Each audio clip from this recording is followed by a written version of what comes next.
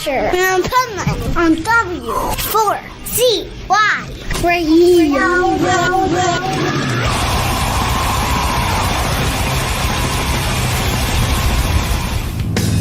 We rode across that bridge all night. We talked our way through city lights, traced all the lines. We're killing time under those buzzing signs. This is the Pipe Man here on the Adventures of Pipe Man W4CY Radio, and I'm very excited about our next guest who, oh my God, like time just flies. They have an album called Borders and Boundaries. It's freaking 25 years old. That blows my mind. I don't even think I'm over 25 years old. But let's welcome to the show Chris from Less Than Jake. How are you? I'm fantastic. How are you? You said that like shockingly, you can't believe how much time's passed right when you looked at my face. So I was a little bit like that son of a bitch. I know, right? Listen, it is wild how quick time goes, isn't it? I sit there and I think about 25 years. I'm like, wait a minute, that's like my whole life. And I'm like, oh, wait, it's not. Yeah, when I was a kid, I would notice all my elders, people in their late 40s, early 50s, elders, right? Right. I would notice them just kind of checking out and not giving a damn about anything. You're like, God, they're just so apathetic. You just stop caring when you get older. You realize, man, I'm on the back nine here. Like, I can't worry about all this, superfluous stuff that I've been worried about my whole life. Stupid stuff. I figured out the actual reason and solution for that, actually. Yeah. Because, like people call it midlife crisis. First of all, not everything has to be a crisis, but I figured out what it really is. It's not midlife crisis. It's like you have teenage you who is anti-authority, anti your parents, anti everything except your friends. Those are the people you need to impress, is your friends and your peers. And then you become an adult, a young adult, and then now it switches because everybody's calling you kid and you're like, I'm not a kid. So you start you become this other part of you, which is adult you, that does the opposite. It's like you want to impress, and people want to impress their bosses, or they want colleagues, or they do sometimes want to impress authority. And then once you hit over that 40 age, you're like, you don't have to prove shit to anybody anymore, and you can finally just be you. And you I think it's a combination of that teenage and adult you that you finally find the real you. Yeah, I kind of think that springs off what I was saying. I just think that, you get to the point where either you find the real you or you go down a path that's just destructive and dark, and you go through all that, and yeah, we've all had our moments, but I don't think I've ever had a midlife crisis, so to speak, that's been a bad thing. I just you just stop doing things that no longer serve you. No doubt. I think of it more like it was a teen life crisis, because I'm thankful that I didn't, go down another trajectory and all the stupid shit I did when I was a teenager. But man, I love that you have this special 25th anniversary reissue. So tell us more about it, and why people should get this cool, reissue of what an amazing album. Yeah, well, we were going to print the record up for the anniversary, so we could print the last reissue that we did. Or I was like, there's got to be extra stuff. I know we have. So we went and the archives, we all did, and looked for extra demos and things that we've never shared before. So that's what makes it on this re-release. I don't think we're going to be able to do that again. I don't think there's any other unreleased tracks at this point. I think this is maybe the third time we've done this. I know Fat Records had done a reissue at one point. So again, we would have pressed the record and celebrated the 25th anniversary either way, but we thought we would at least repackage it for the collectors and put some extra stuff on there. Yeah. So as far as the songs that haven't been released before, what makes them to where they weren't released in the past and that now is a good time? Again, just the re-release. These are stuff that I had found in my collection, actually. I have one of those huge tubs you put like Christmas ornaments or stuff in your garage. You only use once a year. I have like a tub in there just filled, with mementos and things from our past. And one of them is filled with just CDs and cassette tapes and test pressings of records, etc. And I found a CD from the sessions, a bunch of demos and stuff that we had done at Roger's house prior to going to California to track the record. So that's what's made it on here. See, I love stuff like that because isn't it kind of cool when you do go through like these tubs of things you've stored that are like from a time past, and you open them up and it's almost like you're getting birthday presents because you forgot you even had most of that stuff. Yeah, I've tried to do away with a lot of those boxes. Those boxes you open up, you move 5 times, and like there's just cords in there. You're like, well, we don't use these anymore. But you know what? I might need it someday. No, you don't. Throw it away.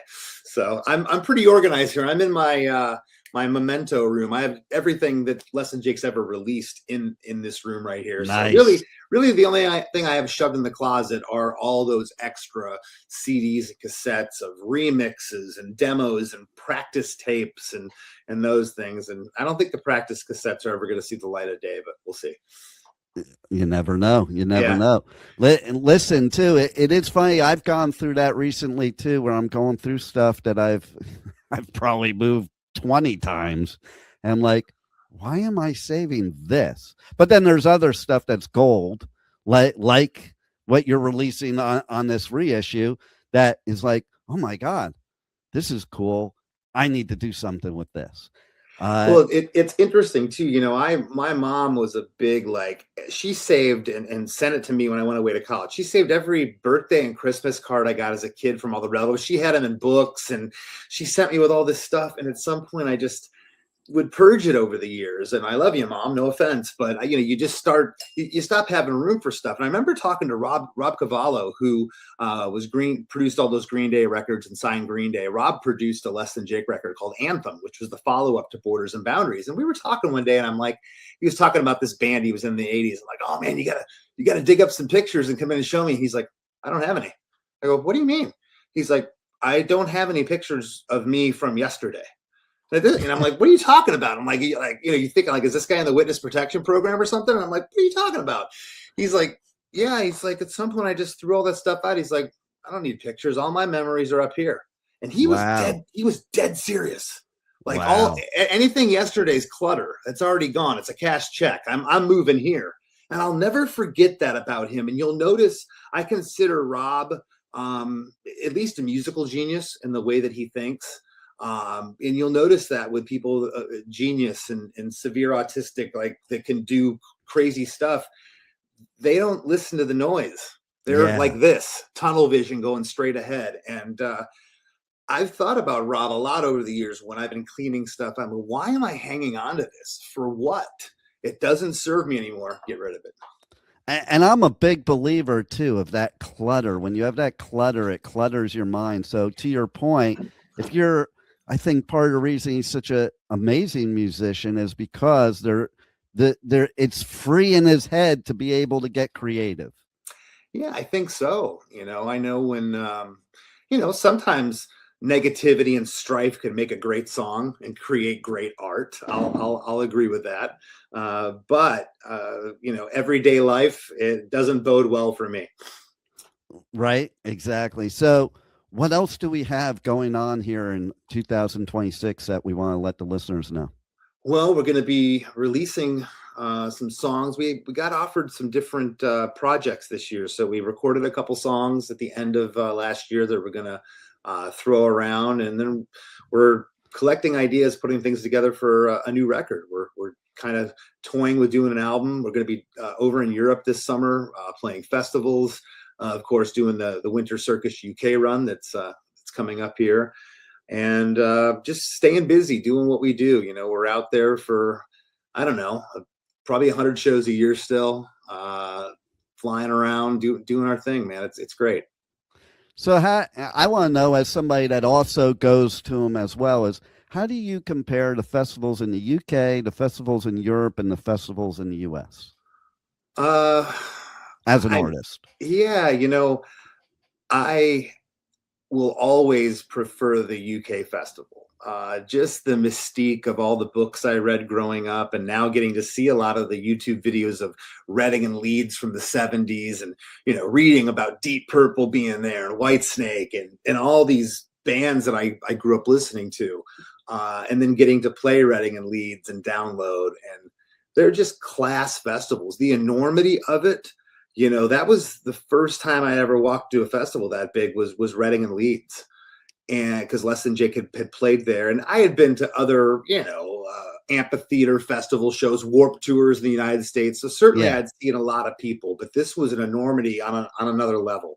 When you looked at the main stage, it was like 6 stories tall, and the scaffolding. You're, what is going on? Like, this is, next level. So I'll say I'll go with the UK for still being my favorite. European festivals are dialed in, and there's great ones in the US, and there's also crappy festivals everywhere too, and that's for another podcast. That's totally true. That would actually make a good podcast episode. Oh my God, I could talk for hours. I'd be your first 10 guests. There you go. Yeah. Everything from the rotten catering to the toilet accommodations, we could go on. Oh yeah. I have to agree with you with the UK festivals. I love doing the UK festivals. As a press person, I think the way they treat press too is like next level compared to anywhere else. It's like they make the job easier for the musician, for the press people, and everybody, crew and everybody involved. Yeah, the UK is laid back in a sense where I wouldn't expect that, but the press at the festivals in the UK are dialed in better than anywhere in the world. That's just a true fact. So I agree with you. I've never been a journalist going in, but they're always organized as an artist. Like, you're going here for 10 minutes, and they drag you to the next one. Boom, boom, boom. Then you're out. You're going to go enjoy lunch. So. Oh, yeah. It's funny you should say that, because it's kind of a peeve of mine. Because if I'm told, listen, you have 10 minutes, I'm going to be finished at 9:59. Now, a lot of the U.S. festivals, the person before you will go on for like 30 minutes. And it's like that domino effect. But I think also the media people in the UK at the festivals, they work together. Like, instead of all being separate entities, it's like they all have each other's back. So it does run very smoothly, which is better for you guys, the artists, because listen, you are on a tight time schedule. So, doing stuff like that, it's important that everybody be on time. And then just the way you're treated. I've never heard anything bad said about anybody that runs a UK festival that I know of. Yeah, no, we've had great experiences. So I'm sure there's bands out there that could tell you otherwise, but UK has always been awesome. And how about Fat Records? Because I love them, but I think it's really a testament to, when bands like you have been with them like forever, because that doesn't always happen. Well, yeah. So our last couple records, we've been on Pure Noise, but Fat still does reissues and does stuff for us. Of course, we've done a couple records with them. The original Borders and Boundaries was on Fat, and Fat Records is now we're going to be re-releasing our stuff with Hopeless, because Fat is getting cool. Fat is getting absorbed by Hopeless. I don't know exactly when that's going to happen, but Fat Records came along at a great time for Less Than Jake. We had recorded Borders and Boundaries for our third Capitol Records release. So it was funded from Capitol money, and we got the mixes back. We still thought we were on Capitol, and then we got dropped. And during this time, the president, our A&R person, and you hear this a lot from bands, that everyone was gone. And we got assigned this A&R guy who had been Megadeth's tour manager for years. I think he maybe managed Megadeth for a little while. This guy, Ron Lafitte, and Ron came in, and it just didn't, for us, this guy came in, and he was handed us, and, didn't really know what to do with us. You could tell his heart wasn't in it. So when they decided to drop us, we were like, well, this is great.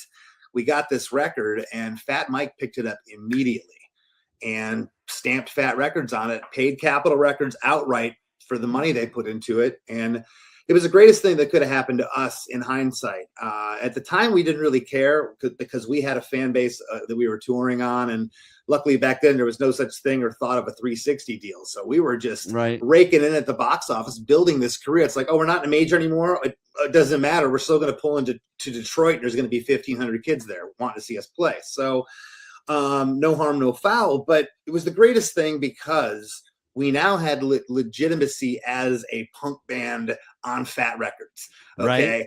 When we went to Europe, it was like our audience doubled because we were on Fat Records, which was really ironic because Borders and Boundaries up to that point was our most commercially accessible record. If you go listen to it, it was our cleanest production. We had some radio songs on there, and it wasn't that we were necessarily shooting for that. You know, we didn't have any outside writers. It was all in-house still. But we were growing and maturing, you know, we weren't just punk kids anymore. We were learning how to play our instruments. So it all worked out. It ended up being great. And speaking of that, like, it's funny you say learning how to play your instruments because it's so true. You know, with anybody that's been in punk, what does it feel like to play in a punk band now after doing it for so long? What's the differences for you as a musician? Well, at some point I realized that nobody's ever commented about how much energy I have on stage. I was talking about the band's energy, but you know, they've never once said, man, Chris is jumping off drum risers. He's jumping up in the air. He's pogoing half the set. And I've always been athletic. I've always exercised. I still do keep in shape, you know, cardio. But I realized at some point, no one's ever said anything because they don't care. You're beating the hell out of yourself for what? And I realized that once I wasn't hiding behind that anymore, because that was a defense mechanism in the early days. I knew I wasn't that great. We weren't that great. So just jump around and go crazy. Everyone's drunk anyways. No one's going to give a rat's ass. But you know, you want to get better at your craft. And I realized that if I just moved a little bit less, I could still rock out. The chords are a little cleaner. I'm not as much out of breath. I could sing a little better. And so there was a little bit of that growth that's happened over the years. Taking care of myself during the day, you know, not burning my candles. I go to bed at home at the same time every night. I get up and that's now the same thing with, you know, being on the road. I try to keep the same schedule. Yeah. And you know, I love that you said that because it is kind of true. Sometimes I look at musicians, especially the young ones that are doing what you're describing, and I'm like, man, how are they playing their guitar, jumping around and flipping around like that? And I'm usually in awe, but then I listen to you and I'm like, well, that makes a lot of sense that you're actually going to be a better musician if you're actually focused on it. Also remember, you know, and this isn't any disrespect, a lot of the bands can go that crazy because they're using backing tracks today. That's just a fact of modern music. We don't have backing tracks. We're out there warts and all. That's what you get. And so if I'm going to be out there, you know, naked at the class play, I might as well be halfway decent. Absolutely.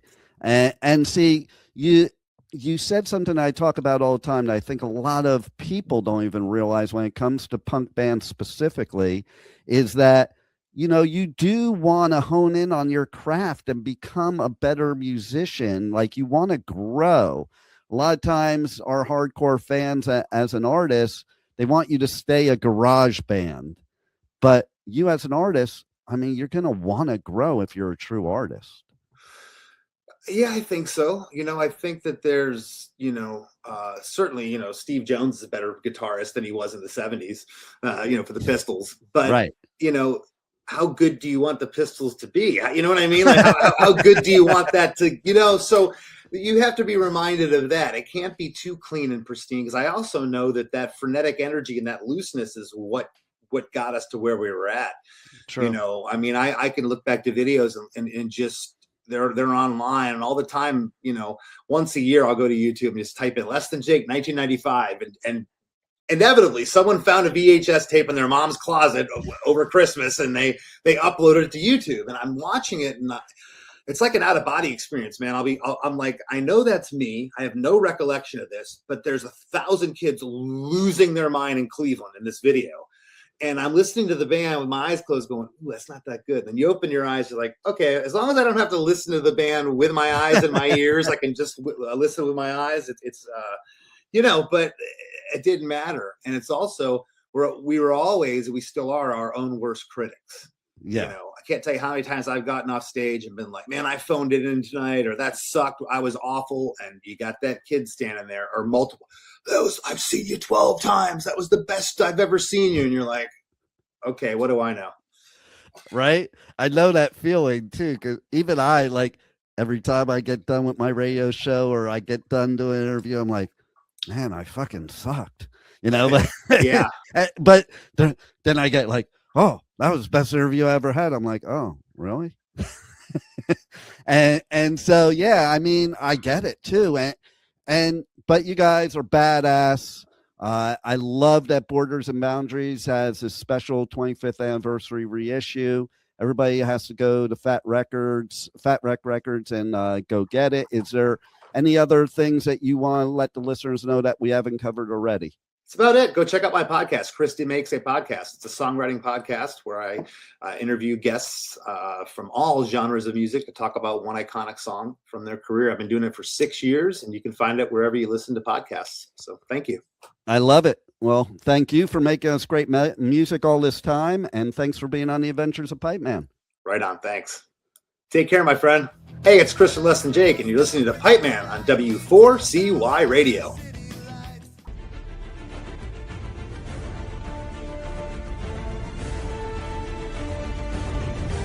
Thank you for listening to the Adventures of Pipe Man on W4CY Radio.